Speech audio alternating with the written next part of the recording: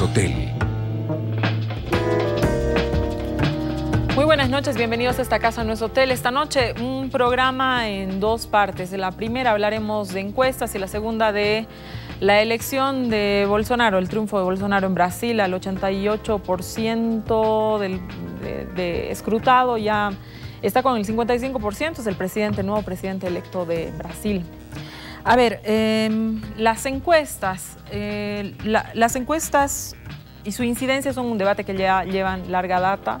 Es un instrumento de análisis electoral que se utiliza para los partidos para ubicar cuáles son las aspiraciones de la gente en cuanto a los candidatos que vayan a presentarse.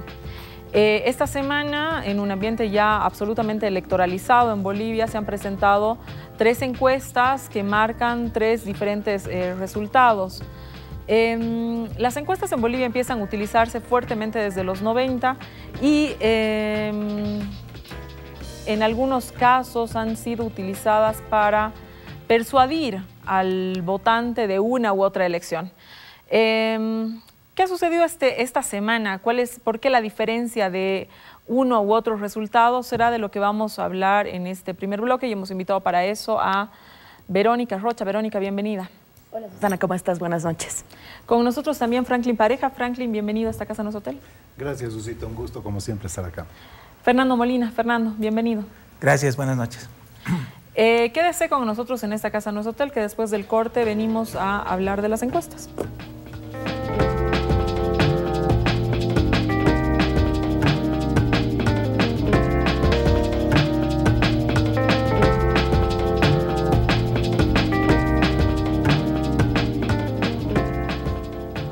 Volvemos a Esta Casa en los Hoteles. Esta noche estamos hablando de las encuestas. Franklin, quiero empezar contigo para que brevemente fijar una línea de diálogo y es preguntarte qué valor le da la clase política a las encuestas. ¿Los partidos políticos hoy día están trabajando o no con encuestas? Siempre toda fuerza política trabaja con encuestas, siempre. Obviamente la mejor encuesta es la que la realiza uno mismo, por el margen de credibilidad. Pero no se puede soslayar el trabajo que hacen las casas encuestadoras. Lo extraño de estos días es que han salido 2 encuestas sobre la misma temática, pero con diferencias muy grandes. Entonces, alguna tendrá que estar fallando. No obstante, también para ser rigurosamente técnico, mucho tiene que ver la cobertura, la extensión, la profundidad, la estratificación, porque Bolivia es un país bastante heterogéneo. Entonces, la heterogeneidad muchas veces hace que una encuesta requiera de mayor universo. Y la ficha técnica que yo he visto de Ipsos solamente son 1000. Entonces, probablemente me da la sensación, y esto una vez los de la Facultad de Estadística, los de la carrera de Estadística, hicieron mención a que una buena muestra a nivel nacional tiene que tener por lo menos 2800 de universo. Entonces, probablemente por ahí tengo una cierta debilidad. A ver, el gobierno, los más altos líderes del gobierno siempre impugnan las encuestas. El argumento es que siempre las encuestas les han dado por la baja, que cada que están en las encuestas, luego hay el resultado electoral y pues resulta que tienen mucho más de lo que les había marcado la encuesta. ¿Tú crees que eso es un tema estratégico, una declaración de estrategia o que verdaderamente desde el oficialismo no se le da ningún valor a la encuesta? Bueno, obviamente que cuando la encuesta no es halagüeña para la fuerza oficialista, siempre va a tratar de buscar algún mecanismo que justifique que no tiene precisión o la infravaloran. En otros casos, cuando la encuesta es bastante positiva, también le dan un valor, hasta sobredimensionan. Es un ejercicio absolutamente común. Lo propio pasa del otro lado. Entonces, las encuestas son lo que dicen, ¿no? Es un punto, una fotografía, sí, pero aquí en términos estadísticos hay que siempre ver que una encuesta es una fotografía, pero varias encuestas es un relato, es una película. Y además, Cuando tú tienes 2 o 3 encuestas, ya se genera una tendencia. Y siempre es importante en un proceso electoral ver cuál es la tendencia. Si la tendencia es al alza, la tendencia es a la baja o la tendencia se mantiene. Y esos son los elementos técnicos que utilizan las fuerzas políticas para diseñar su estrategia.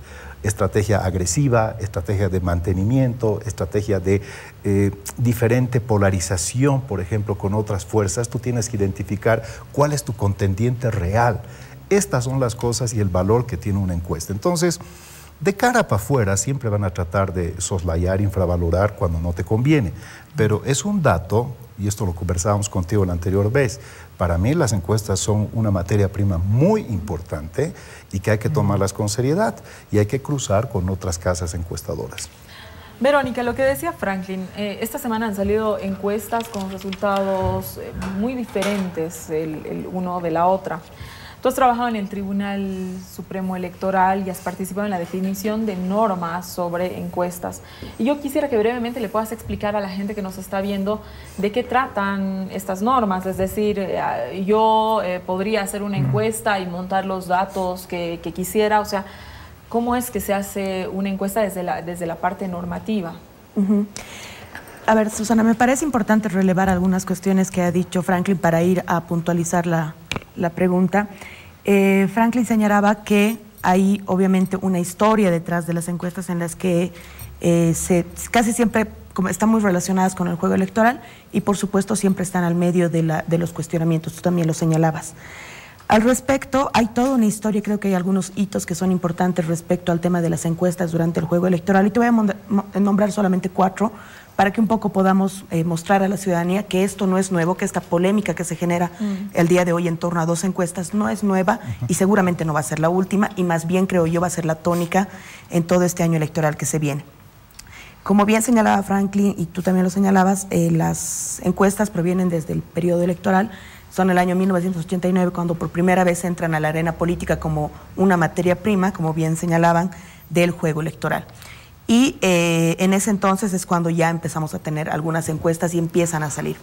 Seguramente Fer lo recordará mejor cómo se lidiaron en ese momento. El año 1992 el periódico Presencia saca dentro de su manual de estilo la posición de no publicar más encuestas porque ya sentía que no estaba dando fiabilidad a la ciudadanía. Imagino que en ese momento había mucha discusión en torno a la parte metodológica, no habrán habido las empresas especializadas que tenemos hoy y más bien estas entraban en el juego político de ser manipuladas, ¿no? Entonces un periódico, un medio de comunicación, porque obviamente hay que entender que las encuestas están muy plegadas a la labor de los medios en trabajo de opinión pública en periodo electoral. Entonces ahí hay un hito, digamos, que en ese año un medio de comunicación decide no publicarlas porque no está dando certezas a la ciudadanía. Luego, el año 1993, la Radio Fides, a partir de una encuesta de boca de urna, que son las del día de elección, a las 5 de la tarde ya proclama un ganador. En ese entonces, Gonzalo Sánchez de Lozada. Y claro, ese es como otro dato de que ni siquiera, obviamente no había el tema del transmisión rápida y segura de actas que ahora tiene el Tribunal Supremo Electoral y menos tardaban varios días en dar resultados. Pero las empresas especializadas no habían terminado de hacer aún su trabajo. Ni siquiera había terminado la votación y ya un medio de comunicación estaba dando resultados en base a un estudio de opinión para dar un dato de alguien que ganaba en ese momento. Y bueno, claramente la ruptura de todo esta poca comprensión que había respecto a las encuestas, los medios de comunicación, cuál era su incidencia, cómo lo reflejaban los políticos, es el año 2005 con la victoria de Evo Morales, que sorprende a todo el país porque obviamente las encuestas a través de los medios nos decían otra cosa, los resultados eran otra cosa y se habla mucho de que todas las empresas se aplazaron en ese momento. Y es desde el 2005 donde empieza a ver, si se quiere, donde se empieza a focalizar más la mirada sobre el trabajo de las encuestas y demás. Son estos datos, de alguna manera, esta sucesión de hechos, que obviamente seguramente habrá más y se los puede profundizar, los que llevan a incluir un capítulo relacionado a estudios de opinión, que incluye encuestas, incluye sondeos de opinión, incluye sondeos en boca de urna, en la ley del régimen electoral el año 2010, cuando se aprueba. Esto hace que el año 2014 sea el primer año en el que se aplican algunos de los parámetros de la ley, aunque aún no había reglamento. pero ya había una ley que establecía algunos parámetros para estudios de opinión. Y el año 2014, inéditamente, ya participan 19 empresas que ya se tiene registro porque ya se tienen que registrar frente al órgano electoral plurinacional. Uno de los más grandes avances de esta norma en la ley del régimen electoral era precisamente que toda empresa o todo medio de comunicación que quisiera publicitar resultados al país a través de medios de comunicación tenía que estar inscrito bajo unos parámetros establecidos, unos 10 características, digamos, que tenían que garantizar frente al órgano electoral. ¿Cuál era la idea de esto? No contar con empresas fantasmas, no contar con empresas, primero, garantizar que existieran las empresas y segundo, garantizar que tuvieran cuando menos una metodología, un equipo mínimo para realizar estas cosas y alguna experiencia en este tipo de estudios de opinión. Entonces, obviamente, ya después del año 2000, del año 2005, entran a la palestra muchas empresas de estudios de opinión. Ahora creo que ese número ha mermado bastante, porque no es fácil mantener una empresa de estudios de opinión. Por el contrario, es bastante complejo realizar estudios de opinión, que son una materia prima para el juego electoral. Y bueno, ese es el dato que se tiene del año 2014. Y el año 2016 se da, si se quiere, un salto desde el órgano electoral en el que se logra profundizar más y generar para el referendo constitucional de 2016 de febrero un reglamento que lo que hace es agarrar estos artículos de la ley del régimen y detallarlos de mejor manera, estableciendo ya el alcance de algunas sanciones, estableciendo más a detalle cuál es la documentación que tienen que presentar las empresas, estableciendo los periodos y demás. Entonces esto permite poner, si se quiere, algún orden y tratar de dar alguna seriedad a este tema frente a los medios de comunicación. Es una normativa que se conoce poco, pero que es importante señalarla porque vamos a estar en un periodo en el que van a aparecer muchas encuestas. Lo que, lastimosamente, el tema es que tanto la ley del régimen como el reglamento entran en, no te digo en vigencia, pero por lo menos empiezan a, no sé si la palabra estar vigente, eso lo saben los abogados, pero solamente puede, todo su contenido inicia el momento de la emisión del calendario electoral. Entonces no estaría aplicando para estas encuestas en este momento. No obstante, sería una buena señal de las encuestas de estudios de las empresas de estudios de opinión y de los medios, cuidar, digamos, eso. Yo creo que ha cambiado un poco el panorama. Hoy día ya no es como hace 10 años en el que te lanzaban una encuesta y a veces se olvidaban hasta de ponerte la ficha técnica o simplemente pasaban números o a veces ni siquiera sabías la empresa. Eso era muy común. Creo que ahora está disminuyendo, pero igual hay que ajustar todavía algunas piezas más para que podamos contar con estudios de opinión fiables, porque realmente y definitivamente generan pues opinión pública, generan representaciones, generan tendencias y eso termina influyendo en las decisiones que puede tomar el electorado. A ver, si la normativa, Fernando, no se pone en vigencia si no está dentro del calendario electoral, dices, Verónica, ¿no? Sí. Entonces, estamos hablando de que estas encuestas no podrían ser auditadas tampoco desde el Tribunal Supremo. La palabra concreta es que la competencia inicia al momento del calendario electoral. La norma está y está vigente, pero la competencia del órgano electoral se activa cuando inicia el calendario electoral. A ver, Fernando, desde tu perspectiva, estos son mecanismos de competitividad democrática, las encuestas se han institucionalizado. ¿Tú crees que, digamos, más allá de toda la normativa, contamos con encuestas creíbles?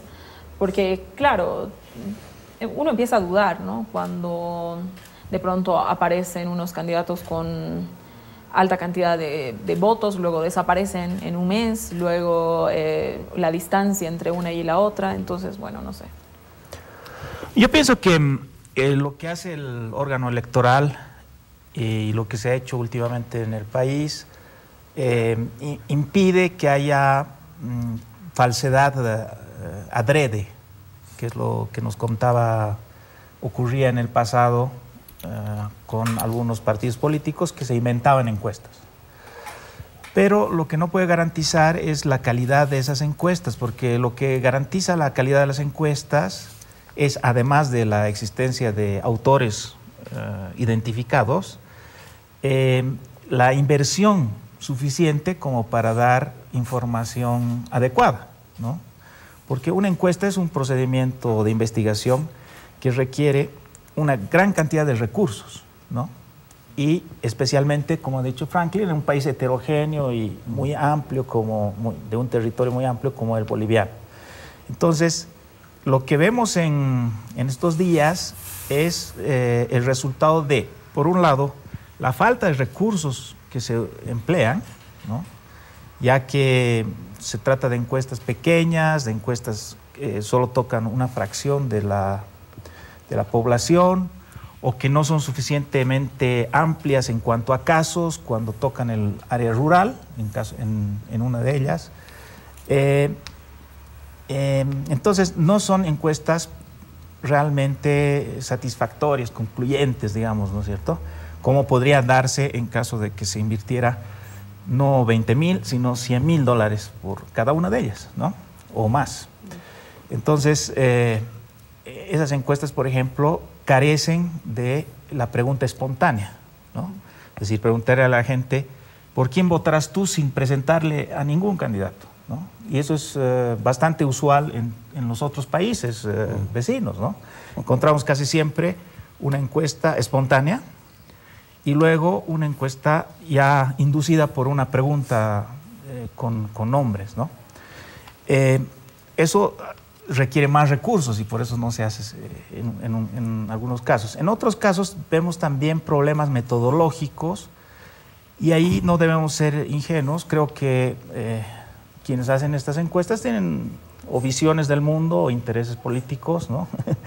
Y entonces no sé hasta qué punto se puede deslindar, ¿no es cierto?, los intereses políticos de los problemas metodológicos que se encuentran en las encuestas, porque, por ejemplo, a mí me sorprende hace mucho tiempo que se haya introducido la categoría ninguno en la pregunta de intención de voto, que a mí me parece absurda simplemente, ¿no?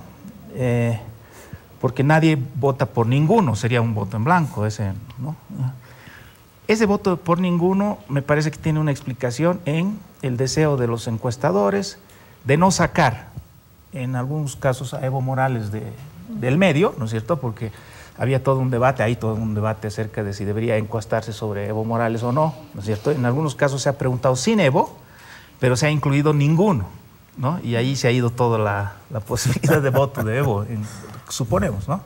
Y en otros casos, porque Carlos Mesa, en algún momento del pasado, dijo, yo no quiero participar en las encuestas, ¿no? Y lo sacaron, pero pusieron ninguno, ¿no? Y ahí aparentemente, la votación por Mesa. No sé si ese deseo de no perder a ese candidato nos llevó a esa conclusión, que a mí me parece absurda, porque si tú estás preguntando candidatos, tienes la respuesta no sabe, no responde para los que están fuera de, o sea, los que quieren votar algo diferente, y tienes la respuesta otros para también eso, ¿no? Para alguien que se le ocurre otra idea.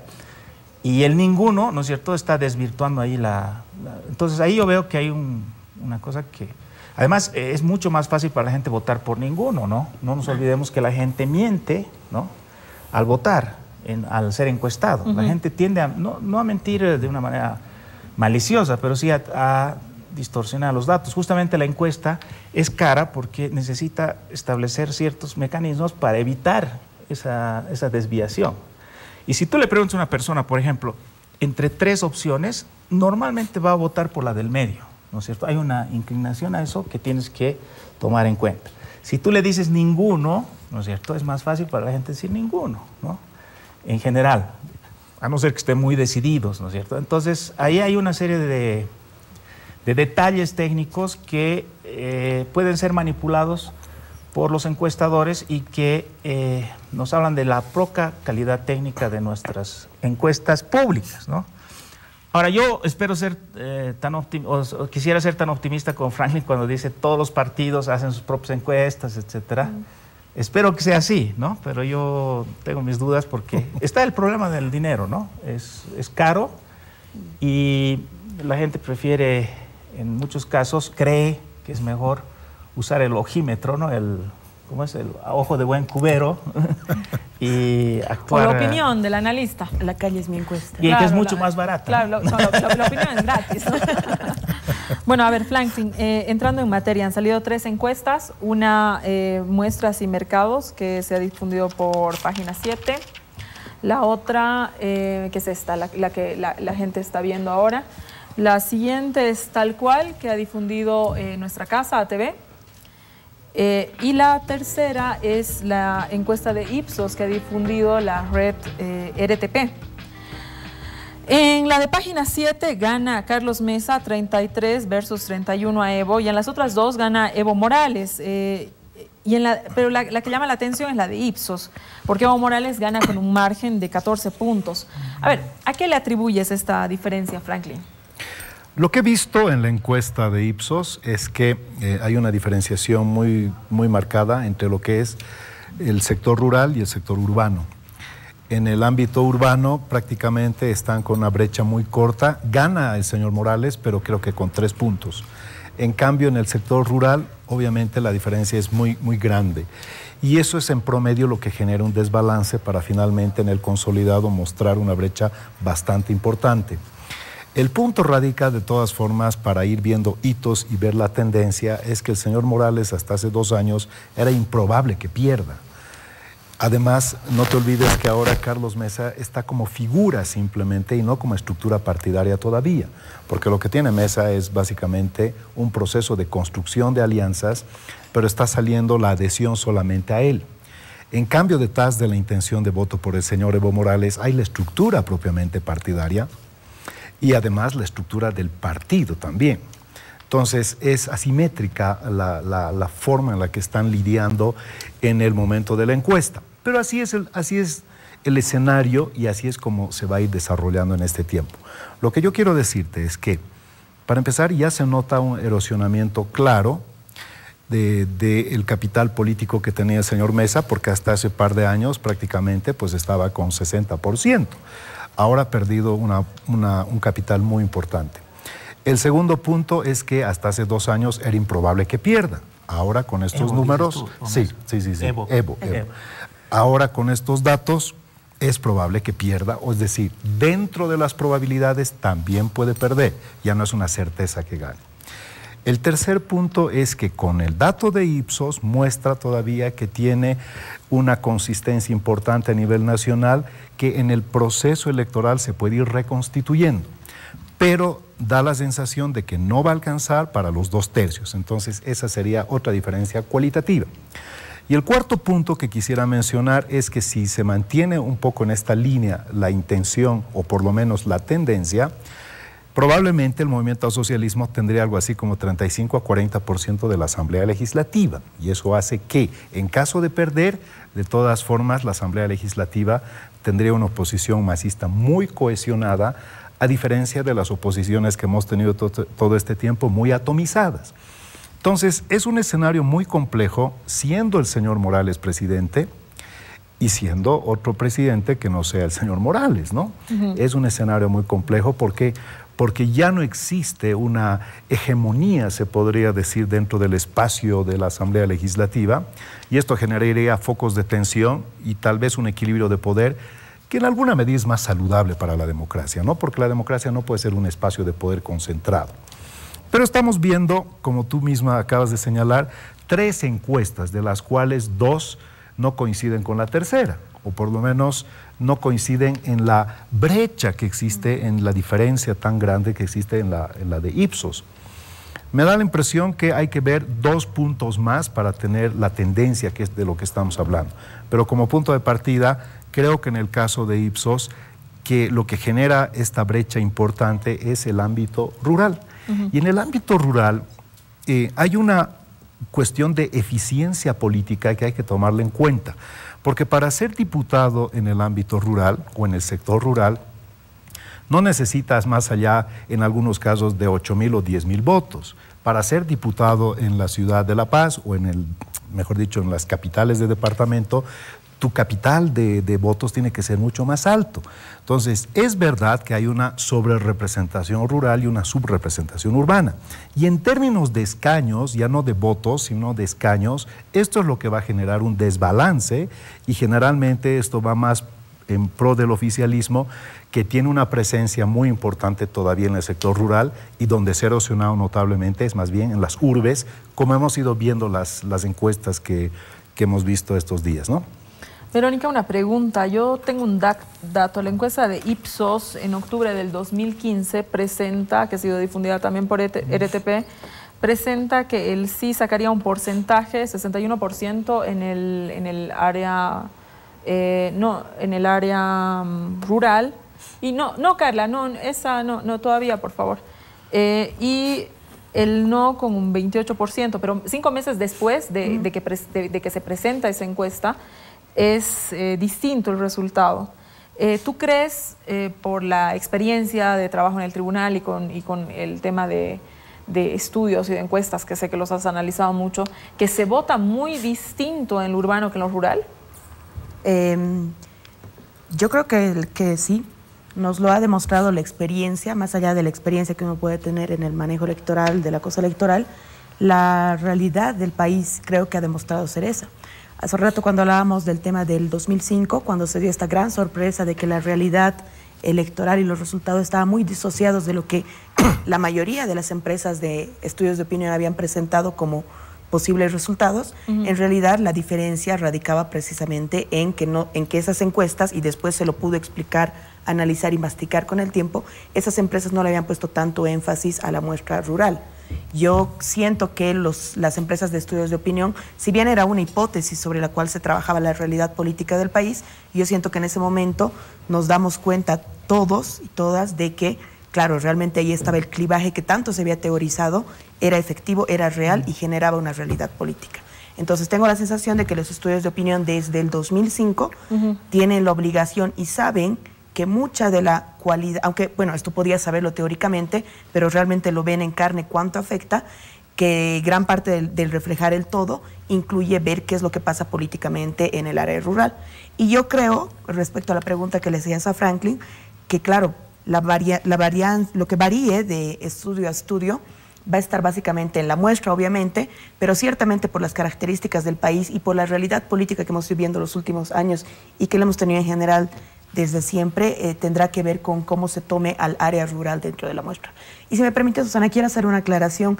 Es cierto lo que decía Fernando, si bien es cierto que el órgano electoral ahorita no tiene tuición porque no está activada la competencia para aplicar la normativa, esta aplicación ha sido progresiva, ¿no? La aprobación de la ley del régimen en el 2010, el 2014 ya se aplica la ley, el 2016 es el reglamento. De todas maneras, hay la cobertura normativa suficiente y hay la obligatoriedad para las empresas de estudios de opinión para que una vez activada la competencia electoral, es decir, cuando inicia el calendario electoral, las empresas que quieran participar no solo tienen que inscribirse, sino tienen que avisar al órgano electoral cuándo van a hacer una toma de muestra.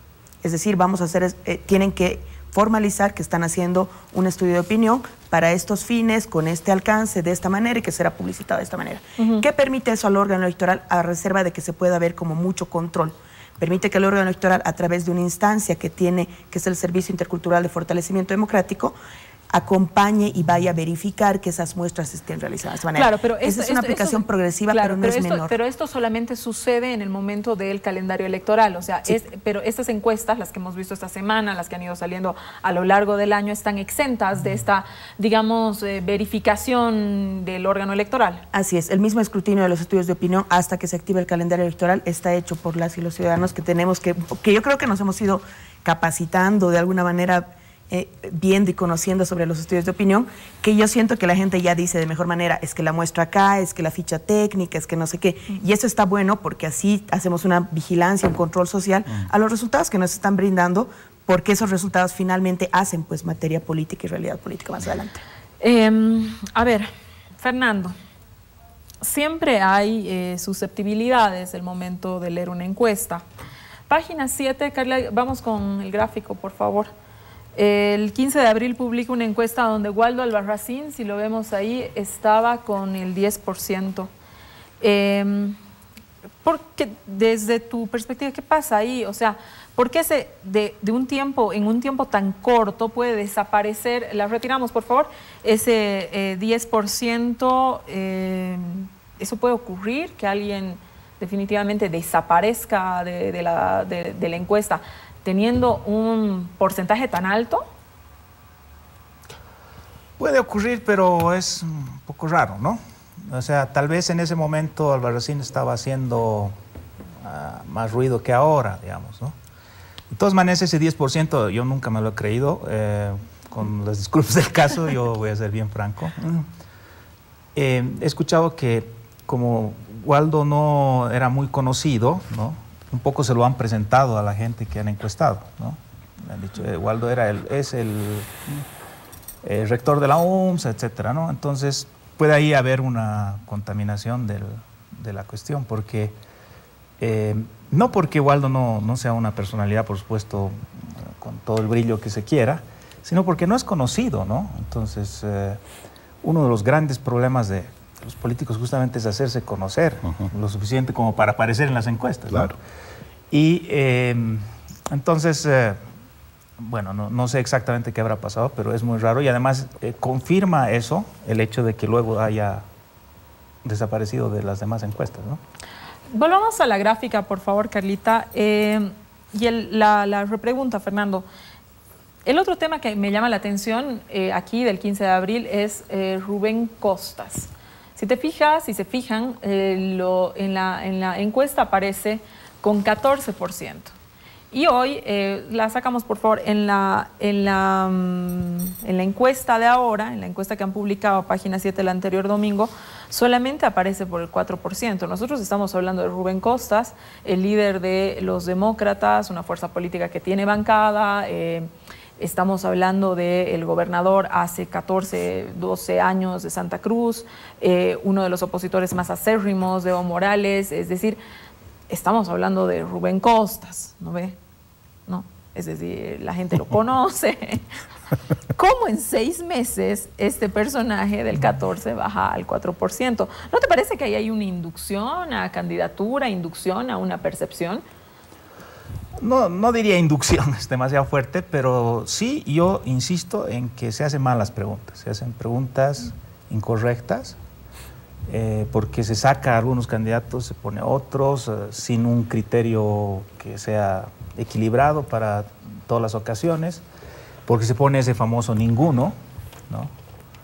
Y porque finalmente se pone poco equilibrio regional también, ¿no? A veces aparecen muchos candidatos de una región, muy pocos de otros. Entonces, si solamente está Costas como cruceño, por ejemplo, obviamente va a subir respecto a una encuesta en la que aparezca algún otro cruceño.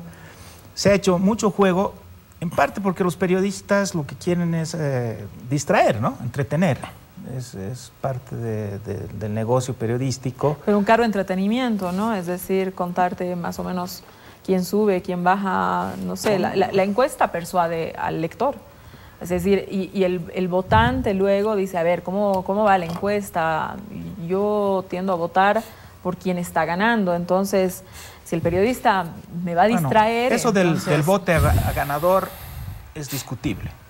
Se han hecho estudios a favor y en contra, ¿no? El voto a ganador. Porque hay a veces... otro tipo de motivaciones más importantes, ¿no? Sin embargo, evidentemente las encuestas, especialmente en esta etapa, ¿no? Donde no es el público el que tiene que decidir, sino son las alianzas en base a estas encuestas y demás, tiene un papel político y por supuesto puede llevar a sesgos en las negociaciones, en las definiciones políticas. Yo no niego eso. Y que hay intereses, seguramente los hay. Ahora, yo no sé hasta qué punto se trata de intereses y en qué punto se trata de actos así muy arbitrarios de parte de los encuestadores, ¿no? Han juntado, por ejemplo, a Mesa como presidente y a, qué sé yo, Costas como vicepresidente o a Samuel como vicepresidente. Cosas imposibles, ¿no? Solamente por entretener y que un poco por buscarle la vuelta, digamos, para que sea más atractivo.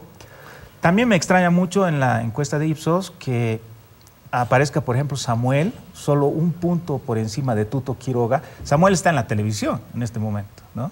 Está con Spot. Es muy difícil, en mi experiencia, creo que la de todos ustedes, es que esté solo un punto por encima de Tuto, que hace mucho tiempo que no aparece, ¿no? Entonces, hay una serie de cosas así que no sé distinguir muy bien en qué medida son de interés político y en qué medida son de poca rigurosidad metodológica. Porque el tribunal evidentemente puede decidir, y creo que todos vamos a coincidir con que estas empresas son legales, tienen experiencia, es decir, cumplen los requisitos. Pero, ¿qué tipo de preguntas hacen? ¿Qué tipo de muestra hacen? Entonces, eso ya depende de cada quien y cada medio pone su prestigio en eso, ¿no? Entonces, a mí me parece bien que haya una evaluación como la que tú estás haciendo, ¿no es cierto? Y que en el futuro hagamos también, ¿no es cierto?, cuando tengamos la votación, esa evaluación y digamos, bueno, esto nos dijeron que iba a pasar y esto realmente ha pasado. Tomando en cuenta que las encuestas, y termino con esto, nunca son exactas, ¿no? Por cierto. Las encuestas en Brasil, que es una potencia en ese tipo de estudios, ¿no es cierto?, daban un poquito menos a Bolsonaro de lo que ha logrado, según estamos enterándonos ahora, ¿no? Entonces, no pueden ser exactas, pero lo ideal es que sean, digamos, instrumentos confiables en base a los avances científicos que existen actualmente. Por supuesto, eso mejora la calidad de la democracia y el accionar de los partidos. Franklin, se nota una orientación ya definida si uno lee los opinadores, los columnistas hablan de un fin de siglo, señalan a Evo como lo viejo, a Mesa como lo nuevo, pero a la luz de las encuestas, más allá que lógicamente coincido contigo de que hay una tendencia que está marcada y que es fija, un candidato, un presidente, mejor dicho, 13 años después de gobernar, con una intención de voto que de todas maneras no baja el 30%, no es un candidato cualquiera, digamos. Las encuestas te siguen mostrando un Evo fuerte, ¿no? Sobre todo si uno le hace caso a la encuesta de Ipsos, la última que presentó en el área rural, estamos hablando de un Evo bastante fortalecido. En términos cuantitativos, y sin poner en tela de juicio el trabajo de Ipsos, porque al final tenemos que analizar los números y la metodología. Obviamente yo coincido con Fernando, tiene muchas cosas que me llaman la atención. Para empezar, el universo, dada la heterogeneidad del país, y además no solamente en términos socioeconómicos, sino en términos culturales, pisos ecológicos, modo de producción, en fin, que son aspectos que afinan bastante la calidad de una encuesta. De hecho, haciendo un paréntesis, en algunos países ya se está haciendo la encuesta online. O sea, pareciera que es todavía impersonal, pero es mucho mejor. ¿Por qué? Porque realmente este aspecto relacionado a que a veces el encuestado no dice la verdad, tiene que ver también por un carácter de protección. A ver, anda la administración pública y hace esta encuesta, indudablemente que ya sabemos cuáles van a ser la tendencia. O lo propio, depende del público meta que buscas y tú ya sabes intuitivamente qué va a suceder. Entonces, para evitar este tipo de sesgos ya se están creando otros mecanismos que le dan mayor confiabilidad. El punto es que ahora estamos todavía con un Evo Morales fuerte. De hecho, sigue siendo fuerte. Han pasado 13 años, pero los números nos dicen que está fuerte. Que se ha erosionado notablemente, eso también es indudable. Claro. De que los 2/3 ya es cada vez más difícil que los obtengan, no quiero ser un futurólogo, porque a veces fallan inclusive estas cosas, ¿no? Pero yo creo que es poco probable que los 2/3 los obtenga. Y mucho va a depender de cómo se va a configurar el sistema de alianzas políticas en este tiempo. Porque las alianzas son la señal que va a dar Carlos Mesa, porque estamos intuyendo de que, según los números, es el único que tiene representación nacional. Porque el punto aquí no es que Costas aparezca con un puntaje tan bajo, sino que cuando lo promedian, claro, baja bastante, pero cuando tú ves su desempeño regional en tema de gobernación, sigue teniendo un desempeño bastante alto. Pero es un líder regional. Y aquí sí que yo hago una diferenciación. Sigo sosteniendo que Costas es un líder político, porque tiene base política, porque tiene una representación y tiene arraigo. En cambio, las otras fuerzas son jefes de partidos. No han logrado realmente arraigarse en su territorio y por lo tanto no es que sean líderes, sino que son jefes de partido, a diferencia de Costas, que es un líder regional. Por eso las alianzas que se tienen que hacer en este tiempo son las que van a determinar el comportamiento de la población. Y ahora estamos viendo a un Carlos Mesa como punto de partida bastante bien, porque no estamos viendo un Carlos Mesa con aliados, estamos viendo un Carlos Mesa por libre. Un poco ese capital que ha erosionado al MAS y particularmente al señor Evo Morales, Probablemente sea ese capital político que ha migrado a Carlos Mesa. Pero o también... sea, ¿tú crees, digamos, que en poco tiempo, de la última encuesta a la fecha, ¿no?, donde Costas aparecía con 14, igual Samuel baja, no baja tanto como Costas, pero también baja, y los otros básicamente en una de las encuestas, básicamente en la de página 7, desaparecen? Es que aparece el factor Carlos Mesa. También estaba antes, también estaba antes. Habría que verlo. También estaba antes, ¿no? Entonces, claro, no sé.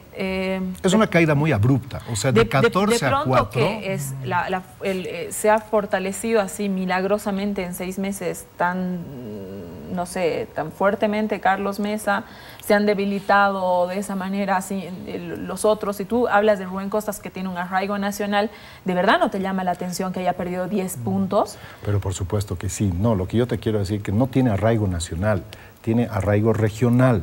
Es un líder regional, no es un líder nacional. Los que están en la contienda con presencia nacional y con intención nacional son el señor Evo Morales y el señor Carlos Mesa.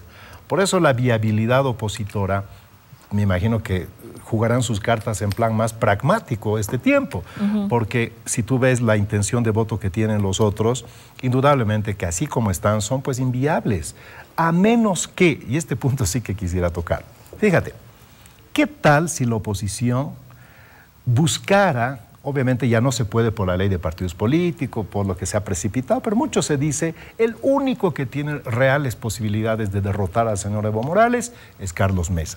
Por lo tanto, todo tiene que apuntar a una alianza en función de Carlos Mesa para hacer un bloque común y finalmente lograr el objetivo que es derrotarlo al señor Evo Morales.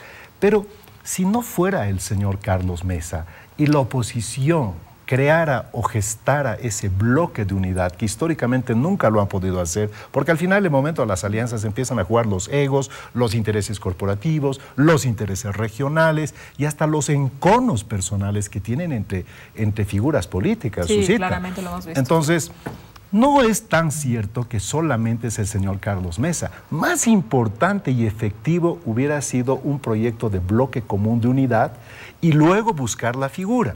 Pero aquí la precipitación de la ley de partidos políticos ha hecho que, de acuerdo a las encuestas, el que es más viable es Carlos Mesa. Entonces ahora tienen que cerrar filas en torno a Carlos Mesa. Y no se está viendo que haya una visión compartida de todos. O sea, hay divergencias al interior de la oposición. Verónica, ¿qué conclusiones sacas tú? Ya nos tenemos que ir. ¿Qué conclusiones sacas tú a partir de las encuestas, de lo que está sucediendo en el escenario político? Yo, escuchándolo a Franklin, estoy convencida de que, bueno, él dice algo muy elocuente, ¿no? Dice... se ha buscado la unidad a partir del que las encuestas decían que. Entonces creo que es muy claro que las empresas de encuestas asociadas con los medios de comunicación también ya han asumido, porque era algo que iba a pasar, pero eso ya está más claro para la opinión pública, que han entrado también en toda la lógica electoral. Y me parecía importante ahí lo que decía Fernando, en el sentido de que los medios ponen su prestigio al asociarse en este matrimonio que siempre tienen en periodo electoral con las empresas y de estudios de opinión. Me parece importante que, lamento de inicio porque creo que el escenario que se viene para adelante es que las empresas de encuestas, que les cuesta mucho sacar datos, existir solamente, porque son encuestas muy, muy caras, realmente creo que van a entrar en esta lamentable dicotomía en el que han entrado los medios en algún momento, ¿no? Si eres paraestatal o si eres del cartel de la mentira, creo que va a pasar lo mismo con las encuestas y me preocupa porque son herramientas que, bien hechas y con buena fe, colabora mucho al escenario político y seguramente las vamos a estar viendo así más adelante. Ojalá esté yo equivocada. ¿Confías que las encuestas siempre son hechas metodológicamente y de buena fe? Creo que hay que apostar por mirar que en la parte técnica y quienes están llamados a ver que están hechas bien técnicamente bien, hay que apoyar eso, hay que darle un control social, pero creo que definitivamente tienen que existir. Ya para salir del bloque, Fernando, la distancia en voto urbano y voto rural de Carlos Mesa, ¿qué le atribuyes? ¿La distancia en? Del voto urbano, que se presentaba en las encuestas, y el voto rural, lo que presenta Ipsos, en Carlos Mesa, ¿qué le atribuyes? Bueno, se supone que el gobierno es mucho más fuerte en el campo, ¿no? Eso es una presunción que tenemos todos. Entonces, ahí podríamos ver por qué disminuye tanto su importancia, pero el problema es que esa encuesta tiene pocos casos rurales, ¿no? y ha sido cuestionada por algunos expertos, en el sentido de que distrae los pocos casos que en general presenta, ¿no es cierto?, llevándolo al campo, solamente a unas cuantas localidades, cuando tenemos 10.000 localidades rurales. Ese es un problema de muestra también. Un problema de muestra, ¿no? Y en general, yo puedo decir una cosa, que se va siempre a subestimar a Evo Morales, ¿no?, porque es más complicado aceptar, sobre todo en las ciudades, que uno va a votar por Evo Morales, ¿no?, especialmente ahora que está va a haber un voto oculto menos de moda, ¿no es cierto? Para evitar eso, las buenas encuestas hacen un voto secreto, ¿no es cierto? Es decir, no tienes que decirle tú al encuestador por quién vas a votar, sino que le pones una papeletita, ¿no?, y luego el encuestador cuenta, ¿no? Pero eso requiere también recursos, ¿no?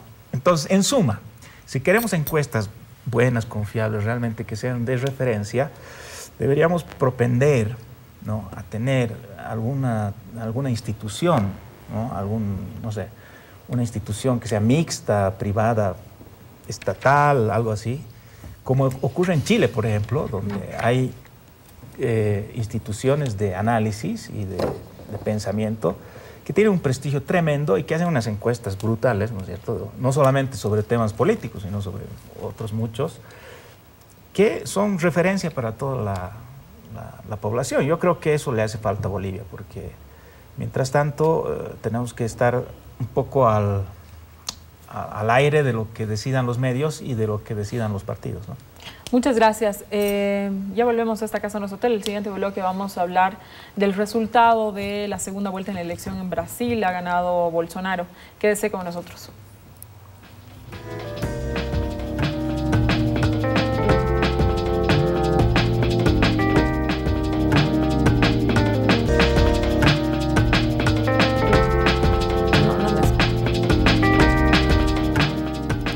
Volvemos a esta Casa Nos Hotel. Ha habido la segunda vuelta de las elecciones en Brasil.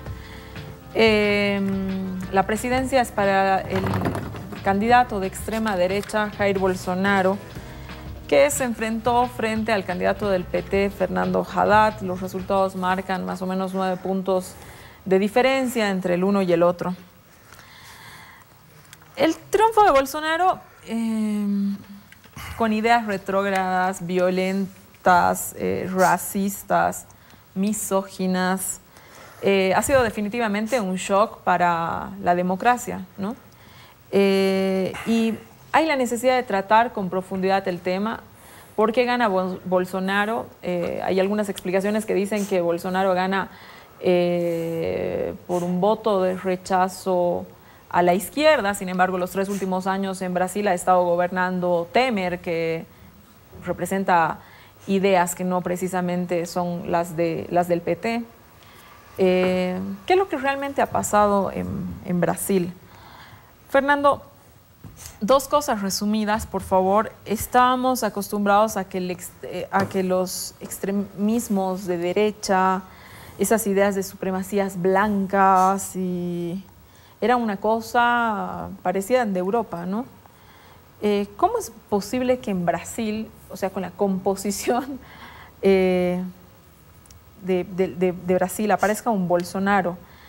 Un Bolsonaro que tiene entre sus seguidores, como hemos visto, ha salido un montón de información este último tiempo, entre sus seguidores tiene gays, tiene mujeres y tiene negros, ¿no? Entonces ahí la pregunta es, ¿qué ha pasado? ¿Cómo surge un Bolsonaro? Bueno, lo que sale más en los medios son sus declaraciones así intempestivas y, como tú has dicho, homofóbicas, racistas, etcétera. Pero la campaña de Bolsonaro no ha estado basada completamente en esto, ¿no? Tiene un aspecto de alt-right, de derecha alternativa, que es neonazi, antisemita y sobre todo contraria a la llamada ideología de género, es decir, a todos los avances que se han dado en el campo de la igualdad sexual, ¿no? Pero el bloque fundamental de sus propuestas es nomás la vieja derecha conservadora latinoamericana, ¿no es cierto?, la más dura, que cree que hay que meter fuerza y violencia para recuperar el orden, ¿no? Tanto el orden simbólico en la familia, ¿no?, en contra de estas ideologías de género y demás, como el orden real en las calles, que están sumamente desordenadas por la delincuencia, por el crecimiento del AMPA y demás, ¿no? Entonces, a mí me parece que el núcleo duro de la ideología de Bolsonaro es parecido a lo que teníamos en los años 70 en las extremas derechas reaccionarias, terratenientes y militarotas, ¿no? O sea, la relación de Bolsonaro con los militares es conocida, él mismo es un ex militar y lo que está proponiendo él es algo que ya lo escuchamos en Bolivia, por ejemplo, orden, paz y progreso, y que refleja también la ideología de los militares brasileños de esa época. Entonces, no es algo que haya surgido de la nada, sino que es algo que siempre ha existido en la sociedad latinoamericana, que estaba acorralado contra las cuerdas, que se escondía, porque había otras fuerzas que estaban hegemonizando, ¿no es cierto? El PT había entrado, irrumpido, digamos, en la historia brasileña con mucha esperanza y con mucha fuerza. Y en general la democracia representativa era el espacio, el escenario en el que creíamos todos, ¿no es cierto?, como el espacio de resolución, en fin. Entonces creíamos en el multiculturalismo, lo políticamente correcto. Había todo un ambiente durante los años 90 y los principios de los 2000 que impidió que esta derecha que existía, sin embargo, se manifestara y se articulara, ¿no? Y ahora lo ha hecho porque la democracia y sus valores se ha debilitado muchísimo, no solo en Brasil, sino en todo el mundo, ¿no? Ahí entonces hay algo de similitud con lo que pasa también con Trump, que aunque Trump también tiene apoyo de los alt-right, es decir, de estos neonazis y demás, ¿no es cierto? Ese no es el aspecto principal del trumpismo, ¿no? El trumpismo es el nacionalismo norteamericano, ¿no es cierto?, blanco, que estaba ahí siempre, ¿no? Solo que no ganaba elecciones, no estaba articulado y demás. Entonces, lo que estamos viendo es un fenómeno que seguramente se va a dar a escala, o que se está dando ya a escala global, ¿no?, que es el resurgimiento de los nacionalismos de derecha en los diferentes países, con aspectos claramente contrarios a los avances tanto democráticos como de género que se han dado en las décadas más democráticas después de la caída del muro de Berlín, ¿no? A ver, Verónica, la explicación mayor, la que tiene más eco sobre el triunfo de Bolsonaro en Brasil, es que es un voto que cuestiona a la izquierda, es un voto enojado con la izquierda, pero la pregunta, Verónica, es ¿qué hizo tan mal la izquierda que le abren la puerta a un Bolsonaro que, es decir, no estamos hablando de una persona que oponga solamente ideas, sino que pone en cuestión derechos, ¿no? Derechos que se han ganado, los mencionaba Fernando, ¿no? No estamos hablando de sacar un modelo económico, no nada. Perdón, quería una cosa sin la cual no se entiende lo que he dicho, ¿no? Que es una derecha religiosa, ¿no? Eso es fundamental, o sea, conservadora. Conservadora religiosa, ¿no? Bueno, la pregunta, ¿qué hizo tan mal, pero tan mal la izquierda que le abre la puerta el camino, allá en el camino a Bolsonaro, a un Bolsonaro? Para ir a esta respuesta, a ver, yo estoy de acuerdo con lo que dice el Fernando. Es cierto que esta derecha a nivel global, regional y en cada país existe y tiene su existencia, son parte de las cosas que permiten, digamos, la vida en democracia, pero obviamente hay un movimiento ahí que les permite ganar, que les permite ser más en algún momento. Y ciertamente es un fenómeno global. Yo creo que está muy asociado regionalmente a lo que señala Fernando. Ya los estudios hechos en Brasil lo señalaban, 7 de cada 10 evangelistas estaban votando por Bolsonaro, eso lo señalaban las encuestas, entonces es un dato que no es menor. Brasil es un continente en sí mismo, más que un país, estamos hablando de 200 millones de brasileros y brasileras. Entonces, obviamente, la emergencia de la religión ahí, del evangelismo, tiene mucho que ver en este resultado en particular.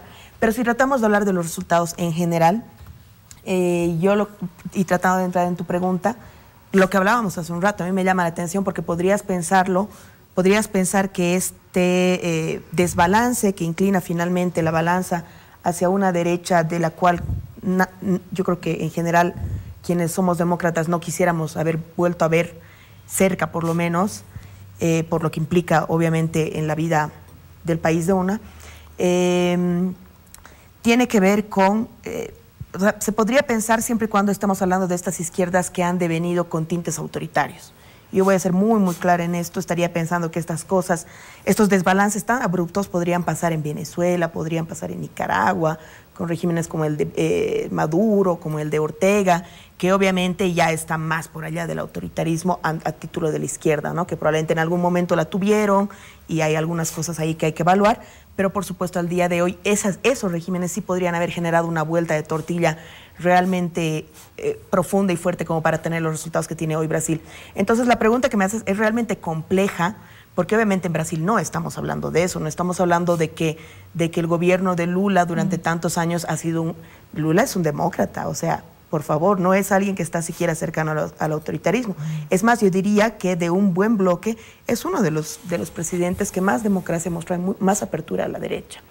Entonces, a la derecha y a toda la ciudadanía, obviamente, en esta postura que él ha tenido. Quizás, ¿no te parece que quizás esa cuestión, esa apertura de avanzar demasiado en las alianzas, a Temer lo pone Lula, ¿no?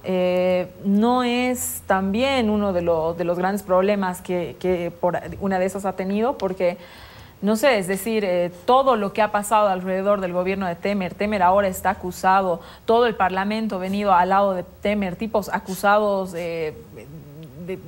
no sé, de corrupción, lo de menos, ¿no? Responsabilizaban en paralelo, siguen gobernando, pero responsabilizaban de todo lo malo que pasaba a Lula. Entonces, capaz esa apertura...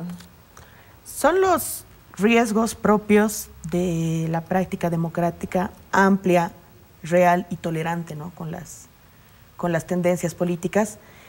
Hay claramente gobiernos en Latinoamérica que han optado por otro camino, que es neutralizar realmente algunos grupos a los que en algún momento les has quitado privilegios, a los que te has afrontado frontalmente, y ese es un camino que han tomado algunos gobiernos. En el caso de Brasil, a mí particularmente me da mucha rabia, me molesta mucho que sea un demócrata que finalmente reserva, es otro tema del juicio que tiene sobre corrupción, a reserva de ello es una persona que se ha comportado así en el campo democrático. Entonces, tratar de responder un poco lo que tú dices es muy complejo en Brasil, pero yo creo que tiene que ver con que gran parte de la ciudadanía está muy desencantada, y no te voy a decir con la izquierda, te voy a decir con la democracia, lo cual me parece mucho más peligroso, pero creo además que esta es una tendencia no solo regional, sino en general global, y un tema más, creo que la victoria de Bolsonaro está plenamente asociada a algo que está siendo global y que está siendo muy fundamental en esta nueva tendencia de desencantarte, por lo menos con algún tipo de democracia, que es la que conocemos y probablemente la que practicamos,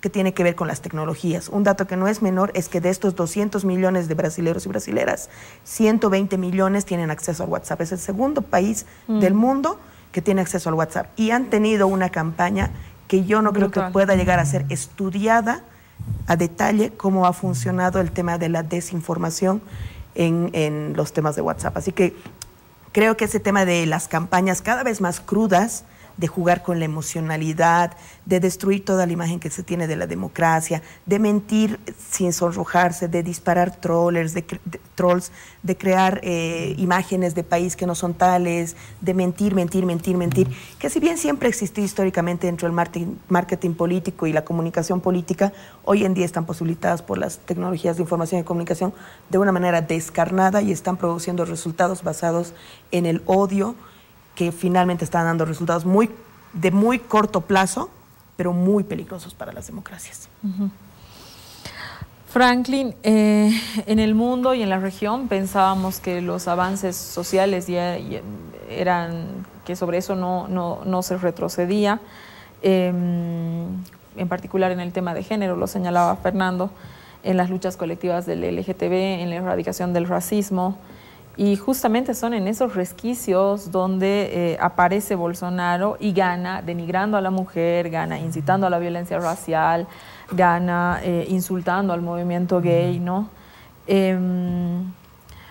Desde tu perspectiva, ¿Bolsonaro se anuncia como alguien que va a retroceder en estos valores que ha avanzado el mundo? ¿Él significa el retroceso de estos valores en la región? Bueno, todo hace prever que por la línea discursiva que mantiene nos tenemos que preocupar, porque es abiertamente una persona que no se corta en nada cuando tiene sus manifestaciones con respecto a los temas de la mujer, con respecto al tema de los matrimonios de homosexuales, todas estas conquistas que se han ido dando, no en Brasil, en la humanidad. Pero hay una diferencia en la disputa electoral, en términos ya técnico-jurídicos, Bolsonaro está limpio. O sea, el PT está completamente lastrado en corrupción y entonces había una disputa donde todo el foco de atención para atacar a Bolsonaro ha ido en esa línea que tú dices, cosa que no es que ha sido la línea discursiva de la campaña. En eso coincido con Fernando, en la campaña no ha sido así. Esto es lo que fue Bolsonaro, porque también es un diputado de 28 años, o sea, en términos de política tiene una gran cantidad de recorrido. Pero habría que preguntarnos también qué ha motivado a la población brasilera para apoyar a una persona de esta naturaleza. Entonces hay que ir un poco a ver los datos. Brasil, 63,000 personas mueren al año por violencia, ¿no? De los cuales el 70% son pobres y además no blancos, porque hacen una clasificación, blancos y no blancos. Por lo que hacías mención hace un momento, la interracialidad en Brasil es tan diversa que no puedes decir blancos y negros. Hay blancos y una cantidad, una gama de colores, pero impresionante. Entonces, ese 71%, además de ser una composición de gente pobre, está en una diversidad racial muy heterogénea también. Tú dices, ¿es preocupante la violencia? Hoy en día es la máxima preocupación del Brasil. Segundo, tienes algo así como el 12% de desempleados. Hay más de 20 millones de desempleados. Y acuérdate, hace unos años, Brasil era la 5ª economía del mundo. Ahora es la 9ª economía del mundo. O sea, ha tenido una caída importantísima en su desempeño económico. Su crecimiento económico, que estaba previsto este año en 2.6, va a llegar a 1.5. Entonces, están en una recesión también importante y el poder adquisitivo de los brasileros está en el suelo. Entonces, tú configuras todo esto y dices, asocias. ¿Y quiénes son del otro lado los que nos están ofertando la alternativa de la continuidad de las políticas sociales? El PT. Más de 180 personas del PT están en la cárcel por el problema de Lavallato. O sea, no es Lula solamente. Lula es la cara visible. Pero es la cara visible, obviamente, que quizás otro hubiese sido el cantar si Lula fuera candidato también. Porque está claro que Lula han hecho todos los esfuerzos por sacarlo del ruedo político y con Lula hubiera sido quizás diferente. Pero no tan diferente como pensamos porque los problemas estructurales se están dando. Pero veamos algunos ejemplos para entender cómo también reacciona el comportamiento de la sociedad. En Filipinas, yo siempre lo asocio más a Duterte que a Trump, porque yo lo veo más Duterte que Trump a Bolsonaro, pero además por un fenómeno en particular, la violencia. En Filipinas la violencia se desbordó. El narcotráfico creció de una forma exponencial. El mismo fenómeno se ha dado en el Brasil. Gran parte de la violencia está asociado al narcotráfico, que ha crecido exponencialmente todo este tiempo. ¿Qué hacía Duterte cuando era gobernador? Él personalmente ha ido a tomar medidas de facto y él se ufana inclusive de sus acciones delictivas porque prácticamente ha reconocido que hasta ha matado gente. Y sin embargo la población lo apoyó. Porque ante la debilidad del Estado, lo que la gente busca es efectividad. Y entonces es cierto, nosotros viendo desde un prisma externo decimos, caramba, pero este es un misógino, pero es un homófobo. Pero otra cosa es estar ahí en ascuas cuando la violencia se ha desbordado, cuando tus oportunidades se han reducido y cuando ves que el PT hoy en día representa una mafia montada y organizada con la caída de Petrobras y ves de pronto a un loco pero que parece que tiene buenas intenciones. Entonces es un razonamiento mucho más simple. ¿Cuán grave podría ser esto? Al igual que Verónica, espero que esto haya sido más discurso, porque otra cosa es cuando ya entras a la fase de gobernar.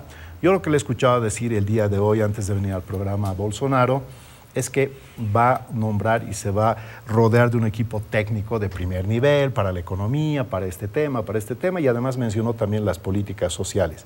Si Bolsonaro toca las políticas sociales, él mismo se va a pegar un tiro en el pie, porque Brasil, lo que tienes es 20 millones de desempleados, tienes un incremento de la desigualdad en estos años que no le van a aguantar tampoco esto, no te creas que es una población pasiva, así como ha reaccionado duramente contra el PT, contra lo que fue el caso Odebrecht y todo esto, también puede reaccionar con Bolsonaro en el corto plazo, así que no es que le están dando un cheque en blanco, ojo, pero está claro que la sociedad se ha cansado. Y no es una corriente solamente de Brasil, es una corriente que se está dando en la región. ¿Por qué? Porque se están instalando unas pseudodemocracias y lamentablemente ese es pues el problema. Al final estamos viviendo un momento donde ya el peligro no es la dictadura, el problema son las malas democracias que se están instalando en la región. Y estas son respuestas al radicalismo. Así como tú generas radicalismos, vienen también en su versión más perversa otros radicalismos. Entonces, la cosa es distensionar este foco que tenemos en la región y que las democracias se reconstituyan por la línea de la institucionalidad. Fernando, en Bolivia se habla mucho del nuevo actor político, del ciudadano, ¿no? A través de las plataformas ciudadanas. Y hemos visto que algunas de ellas han festejado, a través de sus líderes, han festejado el triunfo de Bolsonaro. Hemos visto igual en redes sociales que otros no haciendo un festejo, pero sí han hecho una defensa de Bolsonaro. ¿Tú crees que se puede asistir a una revolución ciudadana si estás de acuerdo con los planteamientos de Bolsonaro? ¿No es una contradicción en sí misma, plantearte una revolución ciudadana y estar de acuerdo con que se retrocedan en estas cuestiones sociales? Bueno, la revolución ciudadana es una forma de rotular la oposición a los movimientos sociales del MAS, ¿no? Esa es la realidad, es decir, no se trata realmente de un nuevo tipo de sistema político, sino es un enfrentamiento entre lo que ha sido el MAS y su gobierno y lo que se espera que sean un gobierno, más que de los ciudadanos, yo diría de las clases medias, ¿no? Que son las que están enojadas ahora. Ahora, dentro de eso hay de todo. Yo creo que hay mucha gente muy valiosa que cree realmente en la democracia, que está molesta por las cortapisas, las restricciones. Y hay, evidentemente, sectores que son la misma derecha del Brasil, ¿no es cierto? La misma derecha boliviana, es decir, el falangismo, ¿no? Que no ha desaparecido. El falangismo se ha camuflado, se ha quedado por ahí, pero está ahí, ¿no? Y lo vemos de vez en cuando en episodios de racismo, en episodios de violencia, ¿no? No es casual tampoco que sea principalmente en el oriente, donde siempre el falangismo ha sido más fuerte, que es una derecha católica, ¿no es cierto? Por lo tanto, contraria a esto que ven como el caos de las sexualidades, ¿no es cierto? Es una derecha del orden, de la fuerza, ¿no? Y es una derecha que piensa que su peor enemigo es el socialismo, ¿no? Es el movimiento social, justamente. Entonces, ese falangismo sintoniza bien con Bolsonaro, seguramente se va a potenciar en base a Bolsonaro. Y, sin embargo, creo que la muy buena explicación de Franklin acerca de las peculiaridades del Brasil no nos hacen temer de una repetición, digamos, de ese tipo de movilización tan brutal, porque aquí no hay crisis económica, ¿no? Estamos en una situación diferente y si bien no se puede descartar del todo, el falangismo siempre ha sido débil en Bolivia, a diferencia de otras regiones, porque existen justamente los sindicatos, ¿no es cierto?, esta tradición comunitaria, y los indígenas, los pueblos indígenas que han sido siempre muy impermeables a ese tipo de apelación, ¿no? Entonces, claro, ¿eran las víctimas? Claro, por un lado, y por el otro lado porque hay otras formas de ver la política. Siempre ha sido, el eje político boliviano siempre ha estado girado a la izquierda, ¿no?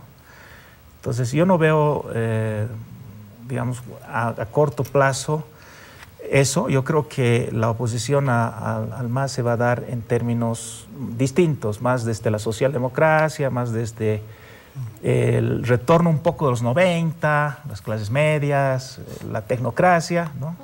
Más Ojalá. Que en términos de... Para ustedes debe ser terrible, pero no es el caso brasileño, por suerte. Vamos a un corte, quédense en esta casa nosotros.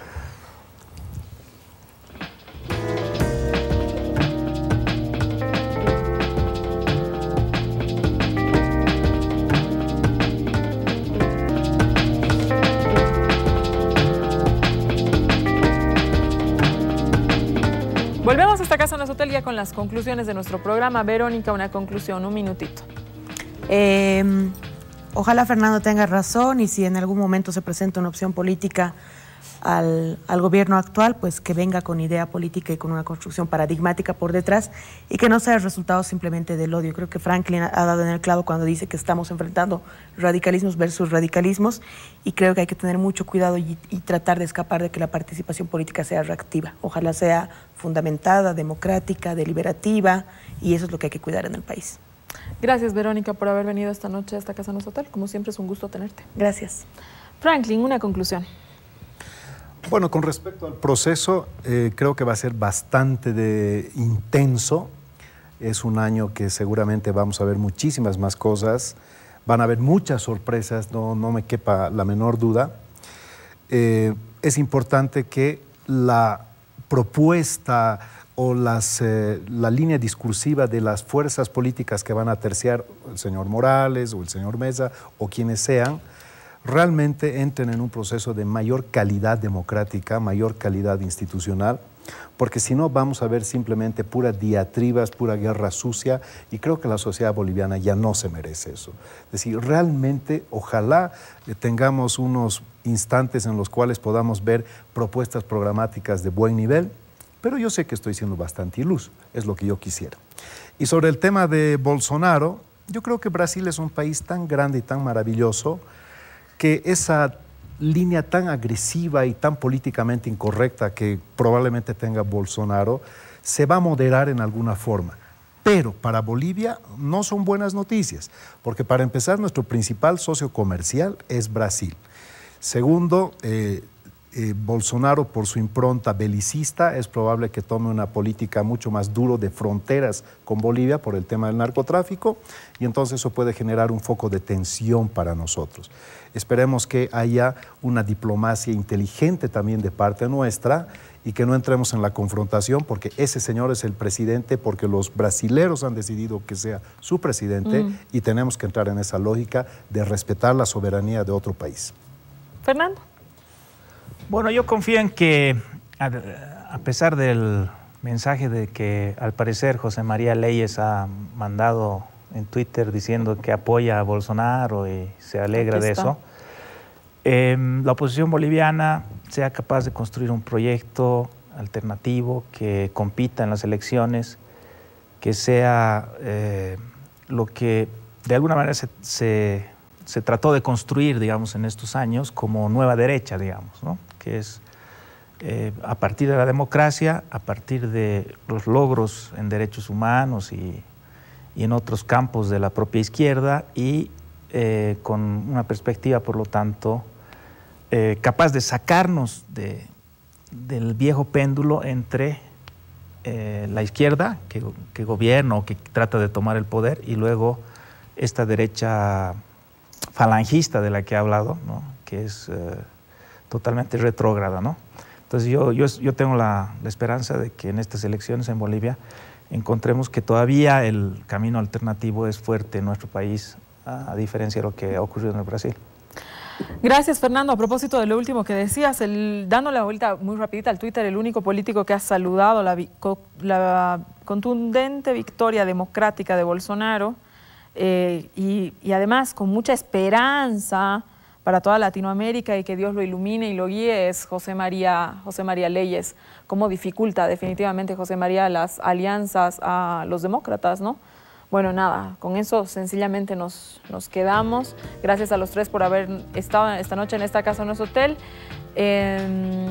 Bueno, es el último programa de nuestro mes aniversario.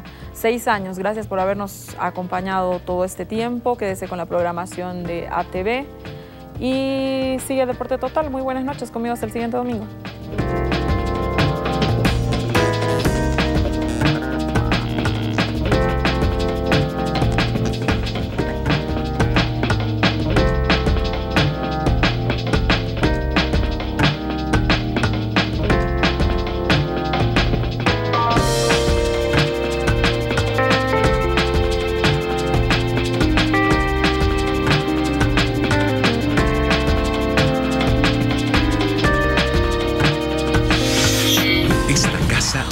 Hotel.